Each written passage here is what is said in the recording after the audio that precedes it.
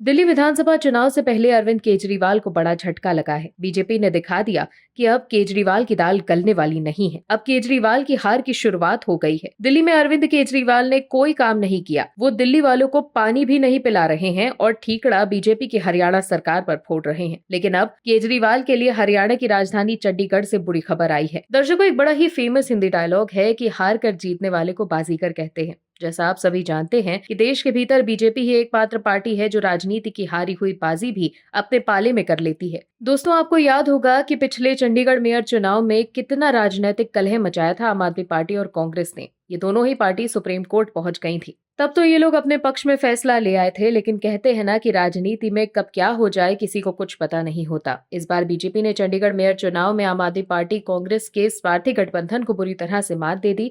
Chandigarh mayor चुनाव में इस बार बीजेपी ने अप्रत्याशित जीत हासिल की है। आखिर कैसे हुआ ये बदलाव? कैसे बीजेपी ने केजरीवाल और कांग्रेस के प्लान पर पानी फेर दिया? चलिए बताते हैं आपको इस रिपोर्ट में। आपको ये बता दें कि चंडीगढ़ मेयर चुनाव के लिए नतीजे सामने आ गए हैं। इस बार मेयर चुनाव में बीजेपी ने जीत हासिल की है। बीजेपी की उम्मीदवार हरप्रीत कौर बबला ने इस चुनाव में जीत हासिल की है। उन्होंने कांग्रेस और आम आदमी पार्टी गठबंधन की प्रत्याशी प्रेमलता को शिकस्त दी। बीजेपी के मेयर पद की उम्मीदवार हरप्रीत कौर बबला को कुल 19 वोट मिले। वहीं आम आदमी पार्टी और कांग्रेस के मेयर पद की उम्मीदवार प्रेमलता को सिर्फ 17 वोट मिले। मेयर चुनाव में बीजेपी प्रत्याशी को 19 वोट मिले, जो बहुमत का आंकड़ा है। कुल 36 वोट पड़े थे। बीजेपी के 16 पार्षद हैं। ऐसे में आम आदमी पार्टी कांग्रेस के 3 पार्षदों ने क्रॉस वोटिंग की। चंडीगढ़ नगर निगम में आम आदमी पार्टी के 13 और कांग्रेस के 6 पार्षद हैं। वहीं सदन में कुल 35 पार्षद थे, जबकि चंडीगढ़ के सांसद मनीष तिवारी का भी 1 वोट था। आम आदमी पार्टी कांग्रेस गठबंधन के पास बहुमत होने के बावजूद बीजेपी ने मेयर का चुनाव जीत लिया। पिछले साल के चुनाव में विवादों के बाद इस बार सुप्रीम कोर्ट ने चुनाव प्रक्रिया पर कड़ी नजर रखने का फैसला किया था। इसके लिए एक